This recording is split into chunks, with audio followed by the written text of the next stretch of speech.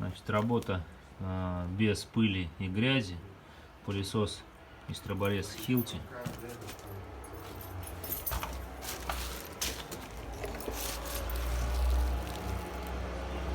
И получаем вот такой результат. Ровненькая штроба, красиво и без пыли проведенная электрика.